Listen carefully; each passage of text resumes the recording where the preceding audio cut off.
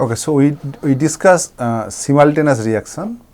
So consider the reaction in which chemical species A undergoes one of two reversible first order reactions to form either species A or species B or species B or species C.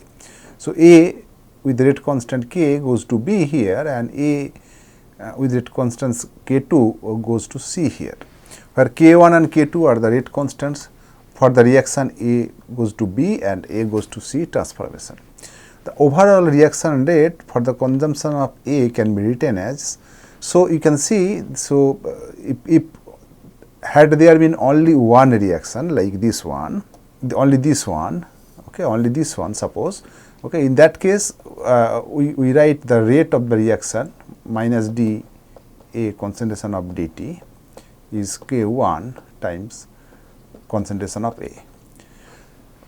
But here rate of consumption of A is going here also from A to C. So for this one individually if we write, so we write minus dA by dt is K2 time concentration of A. So if we combine these two, basically we get this one. So the overall reaction for the consumption of A, so A goes to B as well as A goes to C. So this is for A goes to B, and this is this term is due to when A goes to C. So we need to add them up. So we get rate of the reaction or consumption of A is minus d concentration A by dt equals to K1 times concentration of A plus K2 times concentration of A. So if we rearrange this one, we get dA by dt is minus K1 plus K2 concentration of A, and now you take a concentration of A in the denominator left hand side. So we get d concentration of A by concentration of A is minus K1 plus K2 times dt. So if we integrate this one, so we get dA by A is minus K1 plus K2 times dt, and integration limit when t is 0. So the concentration of A is A naught, or the initial concentration of the reactant, and when t equals to T, then A here is concentration of A. So if we do the integration, we get ln A concentration of A by A naught is minus K1 plus K2 times T. Or we can further simplify this one, is concentration of A is concentration of A naught times e to the minus K1 plus K2 times T. So here we are considering both the reactions are taking place in first order. Okay. So if you remember, okay, so for the simple first order reaction, when A goes to B, for first order reaction,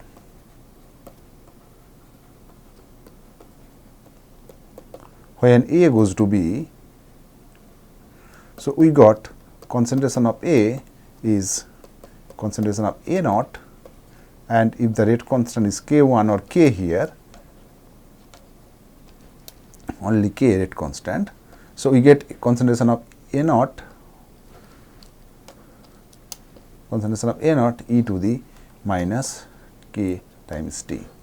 Since the reaction is taking place in both goes from A to B and A to B and B to C, A to C. So we get both the terms here in the exponential, in the exponential terms. In the exponential term here, e to the minus K1 plus K2, we get both K1 and K2. Now the rate of formation of B, okay, if we consider only the rate of formation of B, if we go back and check, so rate of formation of B is nothing but d concentration of B by dt is concentration of K1 times A, right? Okay, so rate constant K1 times A, concentration of A. So putting in the value of concentration of A in equation 15, now if we substitute this concentration of A here, okay, or concentration of A from here to here if we put, okay, so we get d concentration of B by dt is K1 A naught e to the minus K1 plus K2 times T. Now if we integrate this one, this equation 16, so we get with respect to T, we get concentration of B is K1 minus K1 concentration of A naught by K1 plus K2 times e to the minus K1 plus K2 times T plus C1. C1 is the integration constant. So when T when t goes to 0 or at time t equals to 0, there is no formation of product B, so concentration of B is 0 here. So if we substitute these two, so concentration of B we put 0 here, and concentration of and time t we put 0 here. So e to the 0 gives you 1, so we get the value of C1 is plus of this sign, okay, plus K1, concentration of A naught by K1 plus K2. Now, if we substitute the value of C1, this integration constant C1 in equation 17, we get this expression. So this is the expression of concentration of B, okay. So in terms of in terms of the initial concentration of the reactant A.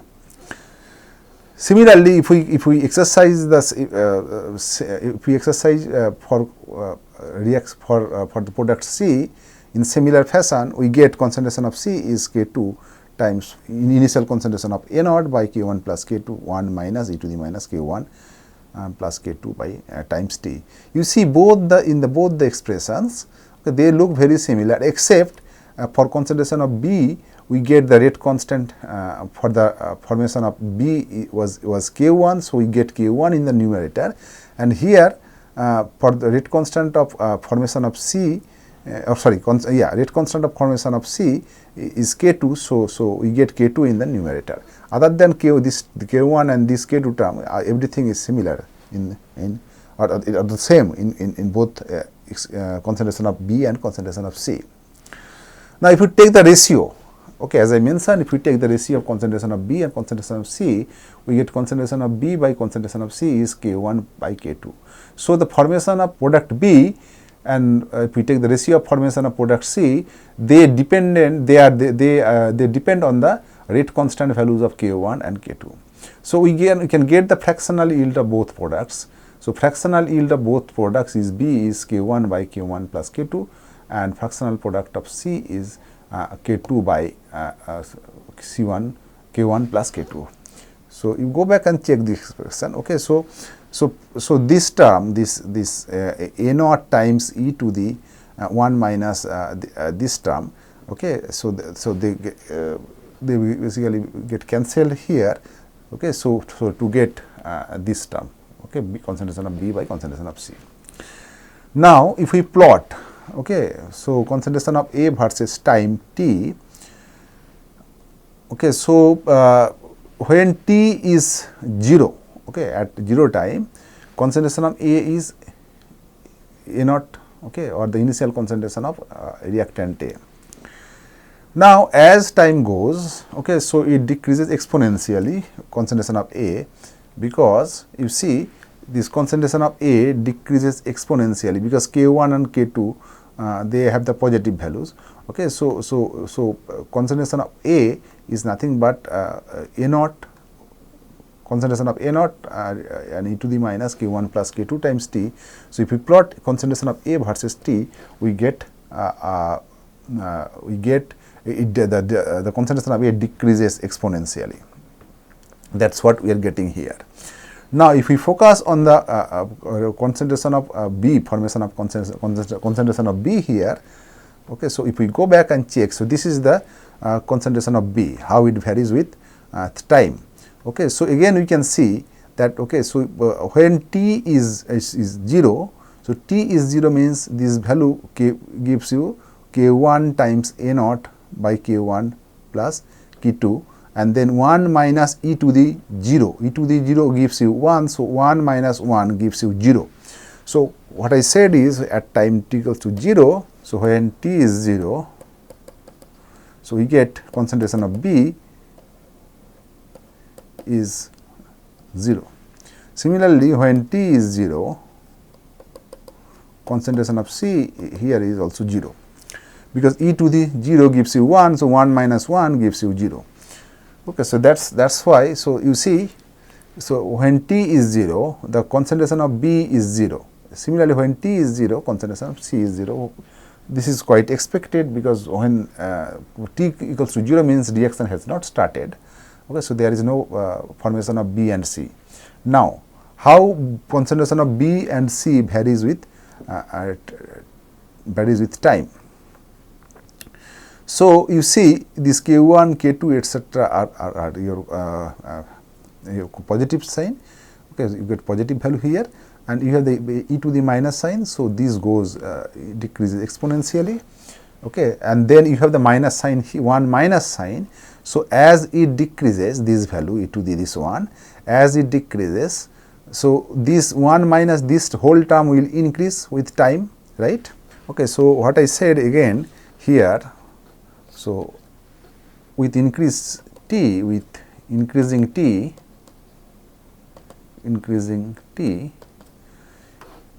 e to the minus k1 plus k2 times t decreases, this decreases. So it says that 1 minus e to the minus k1 plus k2 times t, the whole this term it increases, right? And concentration of A naught means initial concentration of the reactant is kind of constant, and K1, K2 are constant. So with increasing time, so concentration of B should increase, right? That's what we are getting. So with time, as time progresses, so we see there is an increase in the concentration of B, right? Okay. And similar thing for similar explanation for concentration of C here also. If you see that, okay, when t goes to 0, the concentration of C goes to 0, and if t increases, then concentration of C will also increase, right? Okay. And when further, okay, another thing is that when t is very high, okay, t goes to infinity. So when t goes to infinity here, t is very high. So when t goes to infinity, or t is very high, when t is very high,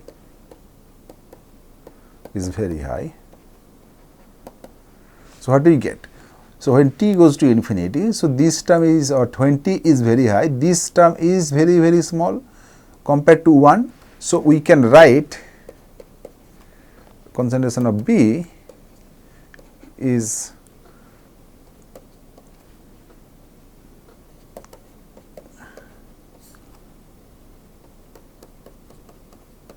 concentration of B approaches to this value K1 times A naught by K1 plus K2, kind of constant term.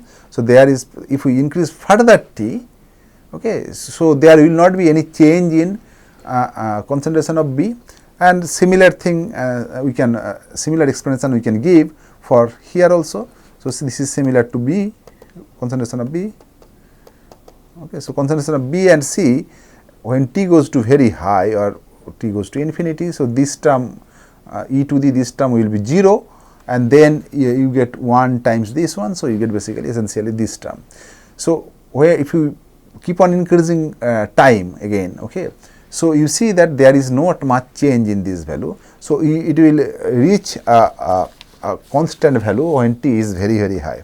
That's what we are observing here.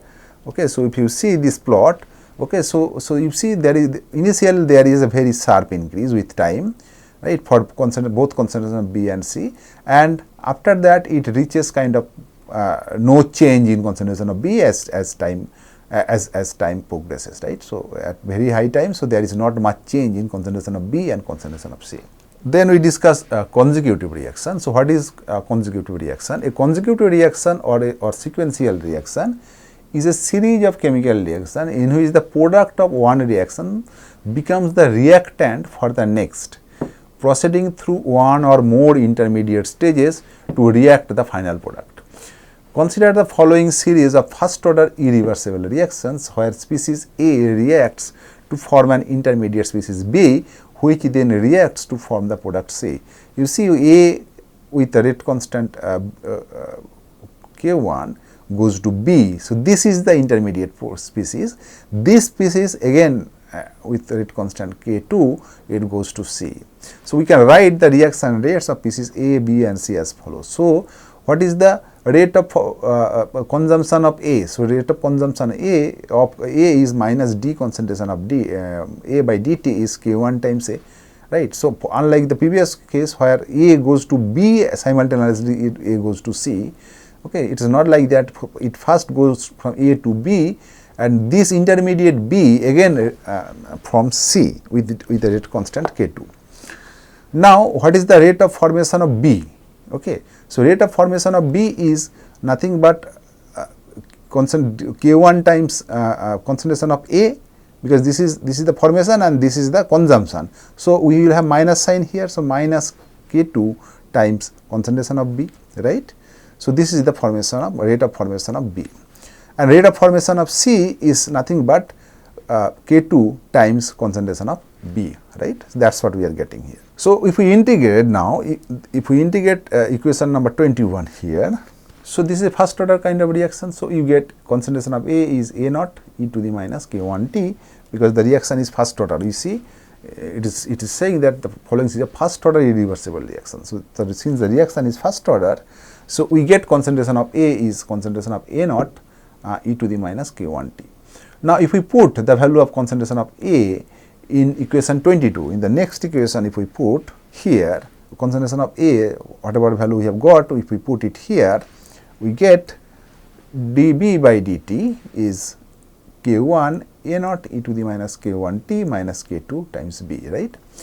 Now, multiplying both sides of equation 23 with e to the K2T, okay. So, if we multiply this one, not 23, this is 25, this is equation 25. So, if we multiply both sides by e to the K2T, okay, so we are multiplying now. So, we get e to the K2T times d concentration of B by dt equals to K1 A naught e to the minus K1 minus K2 times T, and then e to the K2T times K2 concentration of B. Now, what do we do here? Okay, so we just take this concentration of B to the other side. So, if we do it, we get d concentration of B times e K2 T. Okay, so if we do the differentiation, we get back this term. Okay, equals to your K1 A naught e to the minus K1 minus K2 T.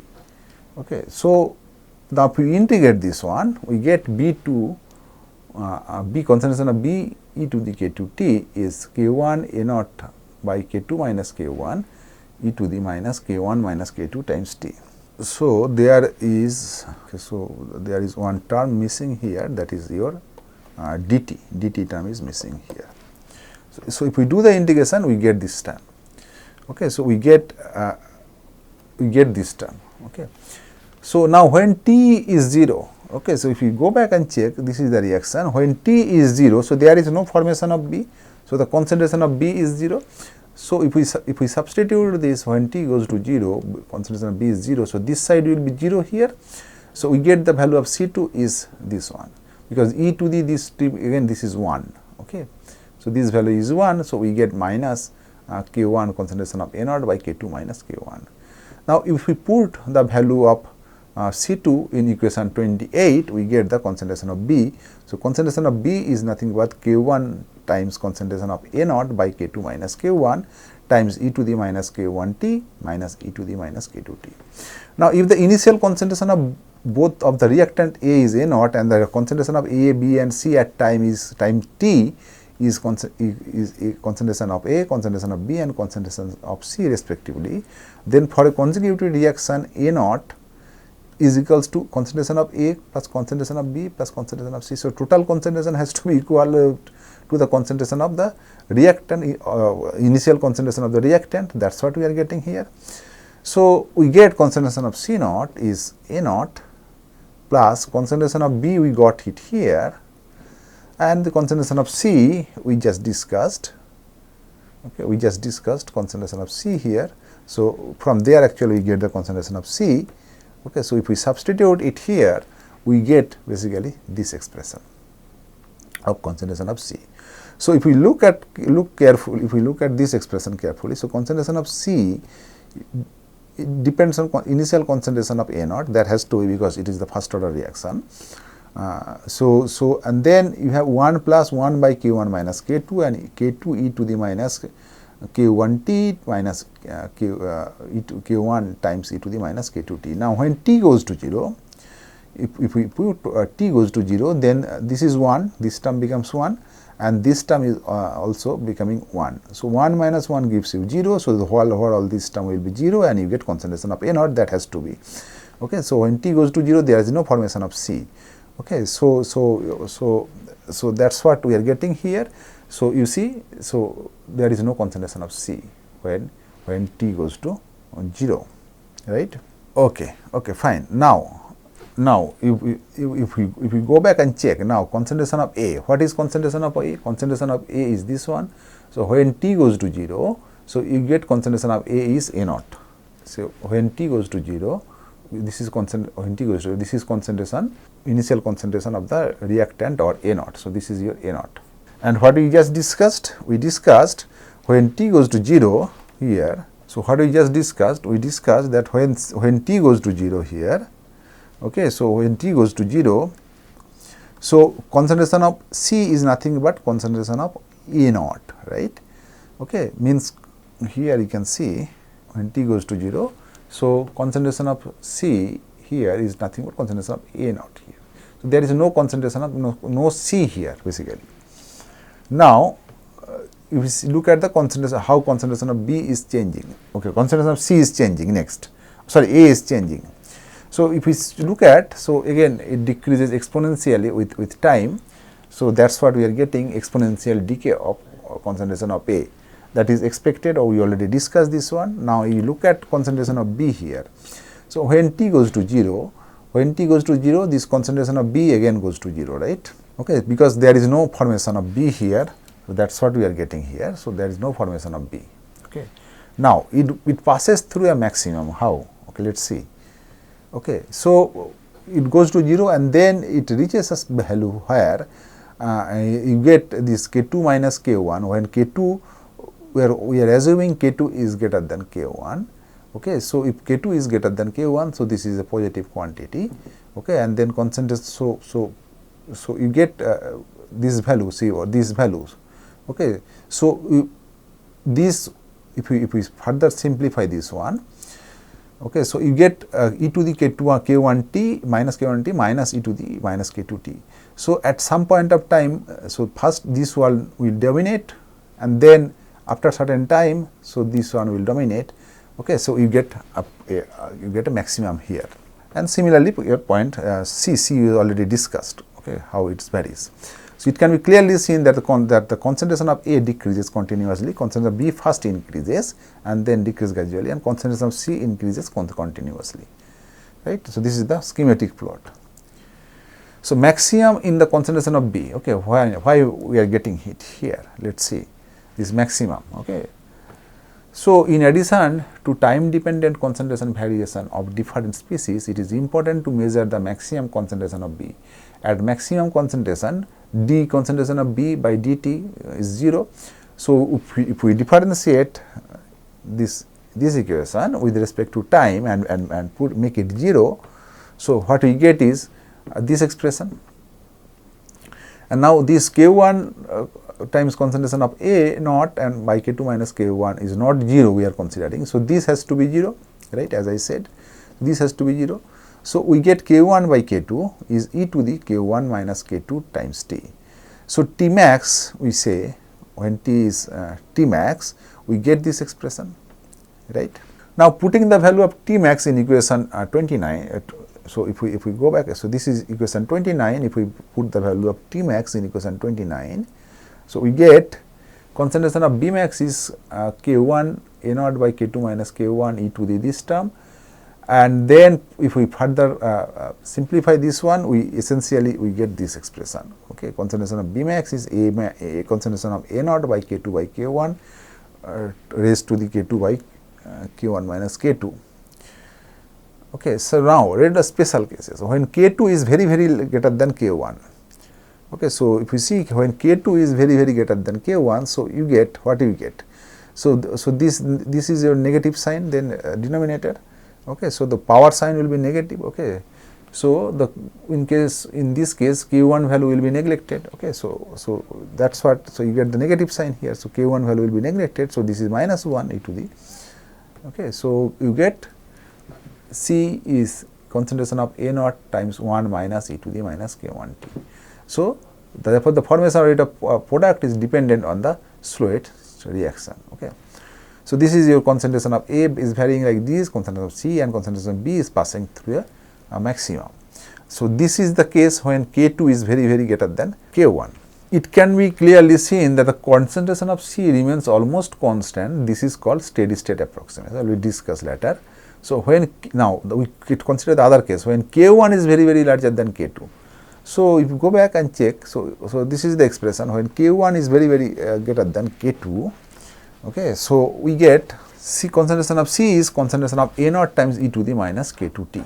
Okay, so graphically if we see this, so this is how it looks like. Okay, it goes like this. Now we discussed opposing reaction. In general, the reactions are considered unidirectional, but if in any reaction the products formed react to produce the reactant back, it is called reversible or opposing reaction. Simply we can say the reactions proceed not only in the forward direction but also backward direction. Any opposing reaction where both the forward and backward reactions are of first order can be shown by this.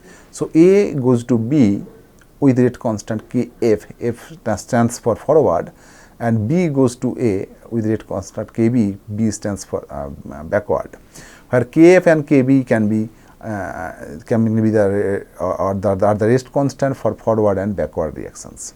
Suppose the initial concentration of A is A and the decrease in concentration at time t is x. So, the concentration of the product at time t will be x. So, rate of forward reaction we say capital Rf is Kf time concentration A, because this is first order reaction we consider.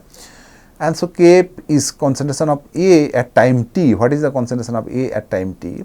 Because the initial concentration of A is small a here minus x, right. So, the decrease in concentration at time t is x. So, concentration of A at time t is A minus x.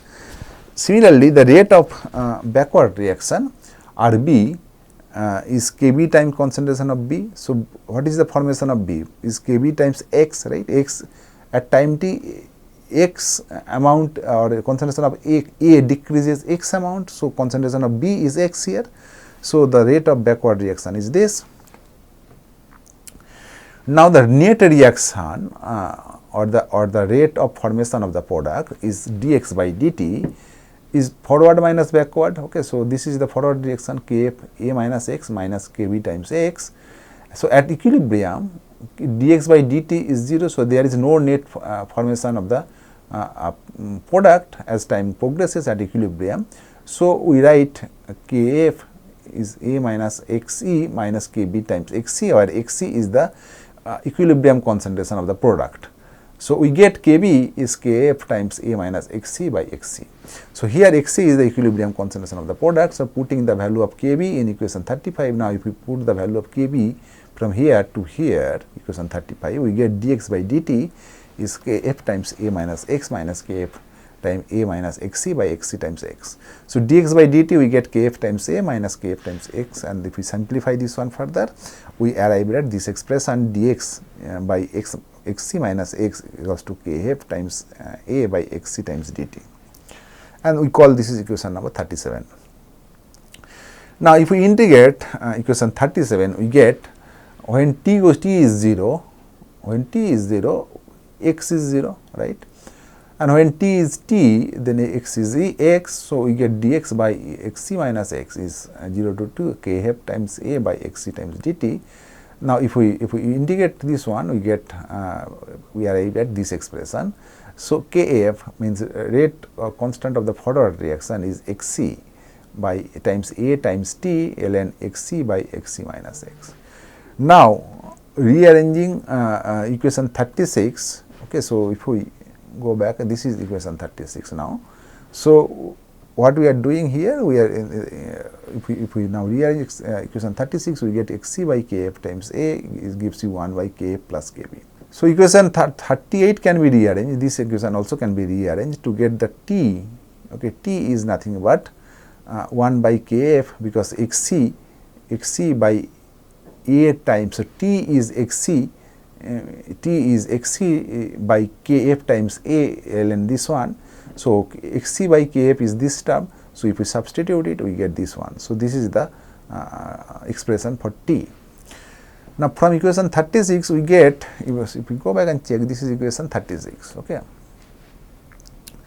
So, concentration of B at equilibrium is nothing but X at equilibrium, right, Xc equals to Kf A by Kf plus Kb, and equation and concentration of A at equilibrium will be A minus Xc, right. Xc is the decrease in concentration of A, and A is the initial concentration of A. So we get this expression. So we arrive at this expression.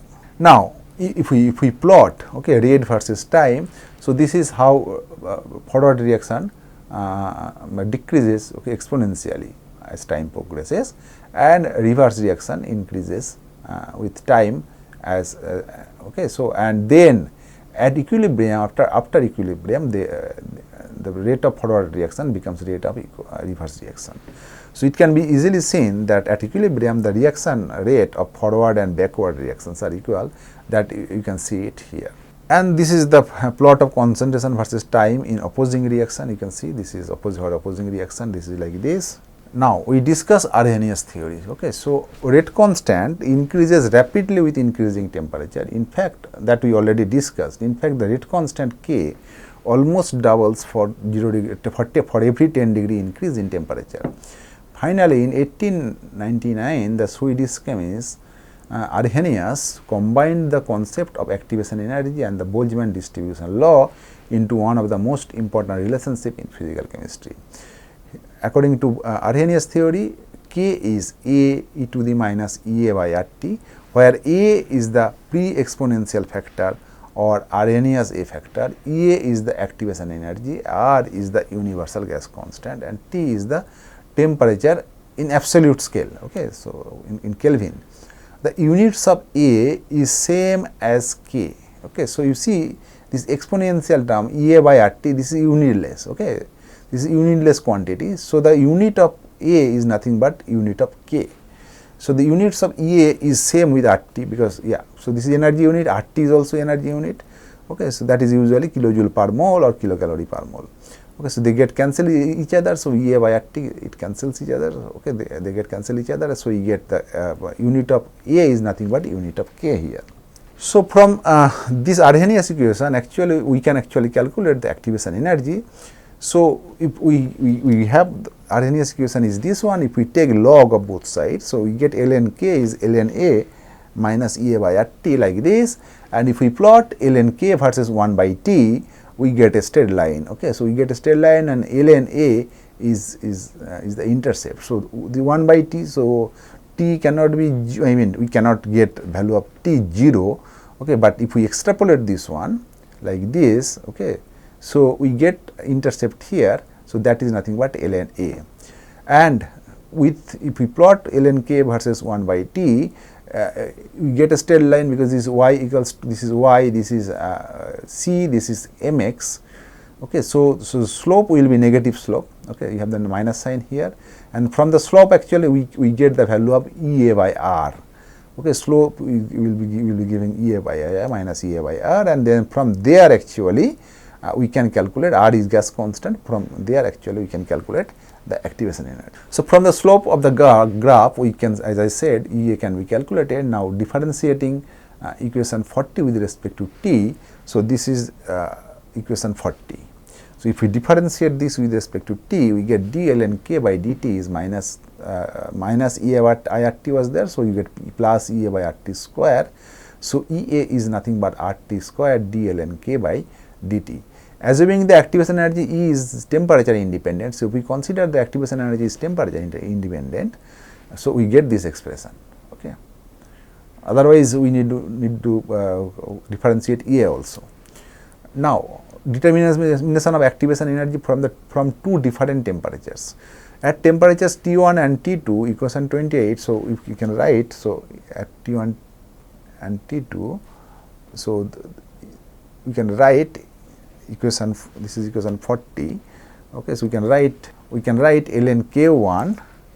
So ln K1 is ln A minus Ea by RT1, and for temperature T2 we get ln K2 is ln A minus Ea by RT2.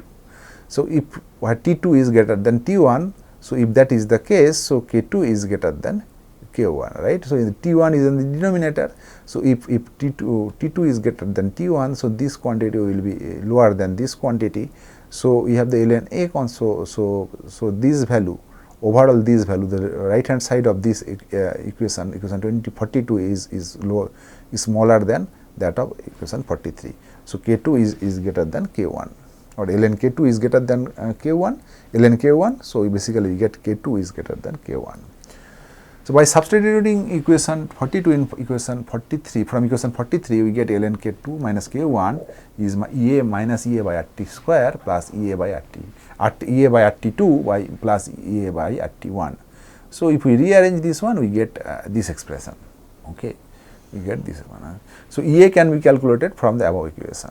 So, if we plot ln K versus 1 by T, as we know, so when value of EA is very, very high, so if we go back and check, so this is the expression, okay. So, or you can consider this expression is the value of EA is very, very high, okay. So, this slope will be very large and negative value. So, you get like this, big EA, small EA, you have very small slope here. So, reactions with higher activation energies, thus we can say that reactions with higher activation energies show steeper slope, right, like this, and greater changes with temperature than those with the lower energies. Next, we discuss exothermic and endothermic reactions, okay. So, if we plot potential energy versus progress of reaction or reaction coordinate, so this is the energy of the reactant. So, our reactant is A plus B, gives the product C plus D, and this is the energy of the product C plus D. And the difference in energies between reactants and products, we say delta H here. So, in order to go from reactant A to A plus B to product C plus D, we need to pass through an activated complex that we discussed. So, here this is the activated complex, and the difference between the energy values between the reactants and activated complex, this is called EA, or activation energy. Similarly, so here this is EA. So, in this case we consider the energy of the reactant is lower than the energy of the product, but if we consider the energy of the reactant is higher than the energy of the product, okay. So, A plus B, this is the these are the reactants, and the energy of the reactants is here, and energy and the product are C plus D, and the reactant and the energy of the product is here. So, this is the change in or this is the difference between the energies of reactants and products. Here we are considering H, or enthalpy here rather. So, from the reactant to activated complex, this is again the activation energy EA, okay. So, EA, or activation energy, is nothing but the difference between the energy values of the reactants and the activated complex here, okay. So, for an exothermic reaction, this delta H, right, here it is the delta H. So, delta H is less than 0, means so the emitting heat during the reaction process. On the other contrary, the endothermic reaction, delta H is greater than 0. So, delta H here, so as I said, the if we consider enthalpy, so enthalpy of the reactants is lower than enthalpy of the product. So, delta H here is positive, okay. So, this is endothermic reaction, and in this case delta H is negative, this is exothermic reaction, okay. So, here delta H, this delta H is greater than 0, because delta H is nothing but H products minus H reactants, and here delta H is negative. So, delta H negative means exothermic reaction, delta H positive means endothermic reaction. Then we discuss chain reactions, okay. Chain reactions are a specific class of reactions in which highly reactive or transient and short-lived species, atoms or free radicals, are produced as intermediates, which carry out the reactions at a rapid rate for a long time. They were first studied by Franco Rice and Karl F. Hirschfeld and referred as Rice-Hirschfeld reactions. The steady-state approximations account for the rate law of such reactions. Examples include gas phase pyrolysis of hydrocarbons, polymerization reactions and reactions of hydrogen with halogens and oxygen. The chain reaction between H2 and Br2 to form HBr. So, H2 gas and Br2 gas gives 2 HBr. A 5-step mechanism has been proposed. First is Br2 breaks into 2 Br. This is called chain initiation process with rate constant K1. Now, this Br which is formed here in step 1, it reacts with hydrogen H2 with rate constant K2 gives HBr plus H. This is chain propagation reaction. Then we have got H, formation of H. Okay.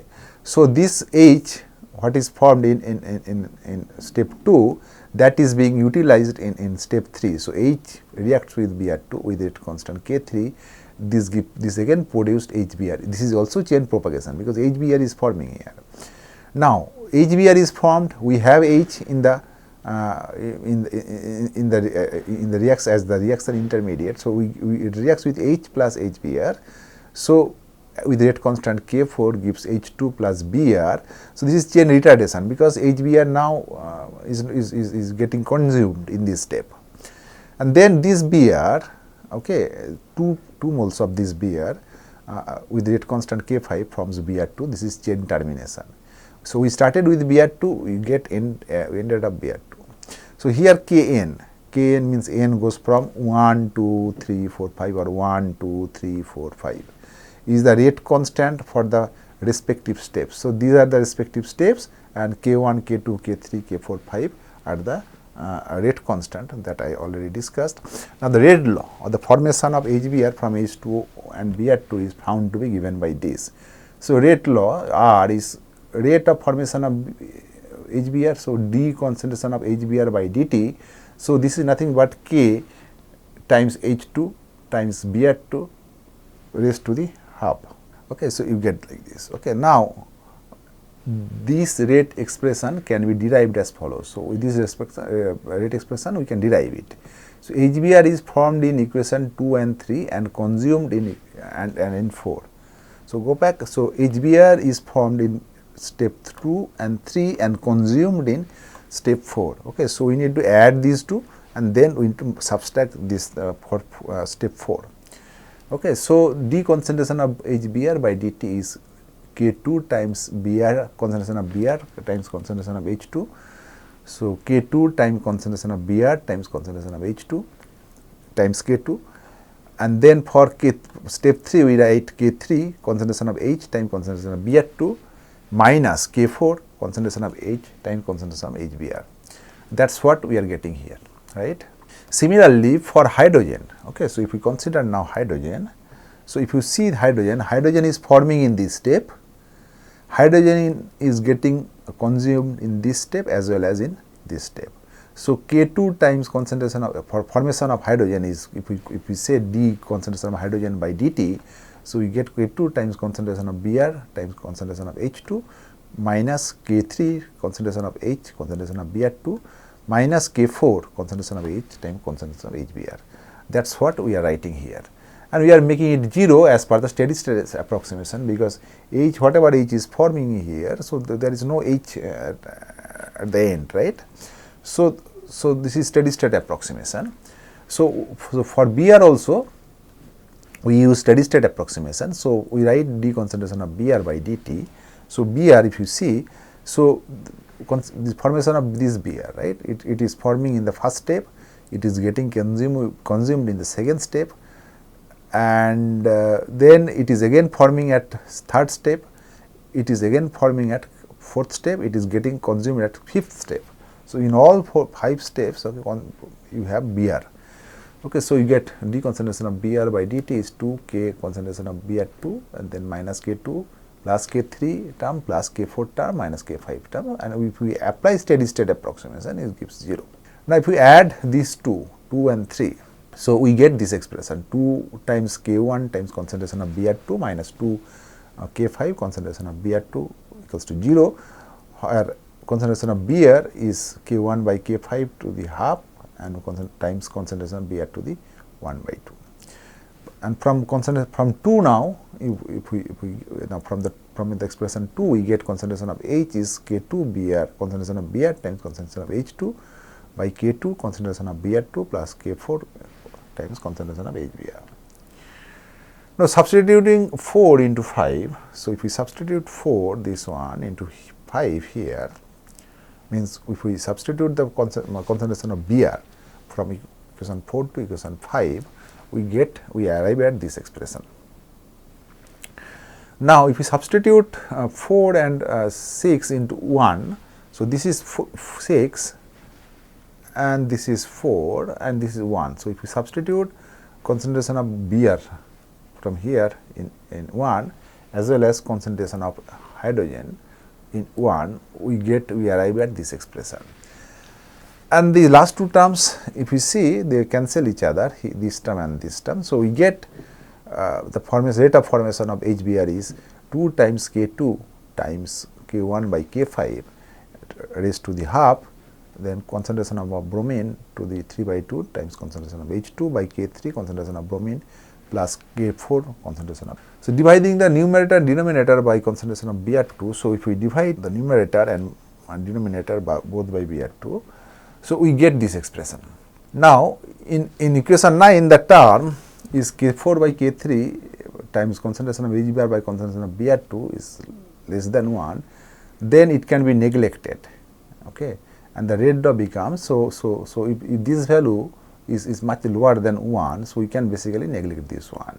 So we get rate R is d concentration of HBr by dt is K H2 concentration of H2 times concentration of Br2 to the half. So where this K is whole this thing, okay, K is twice K2 times K1 by K5 to the half, twice K2 times K1 by K5 to the half is the observed rate constant. So we say from 10, this is the equation 10, that the reaction is pseudo 3 by 2 order, right, 1 plus half 3 by 2. This is experimentally observed. So this is also experimentally observed that this reaction rate of the reaction is pseudo 3 by 2 order. Note, we can reach the above conclusion by proceeding after 7 as follows. From if we start from equation 7 here, okay, so we can also arrive at this expression. In the initial stages, concentration of HBr is 0 because we started with bromine and hydrogen. So initially there was no HBr. So you can write concentration of HBr is 0. So d concentration of HBr by dt is twice K2 by K3 times K1 by K5 to the half to H concentration of H2 times concentration of Br to the half. Or we can write K prime, the whole thing we can call K prime times concentration of H2 times concentration of Br2 raised to the half, where K is the effective rate or K prime is the effective rate constant given by K prime is this expression. So you can see in both cases we get the same expression.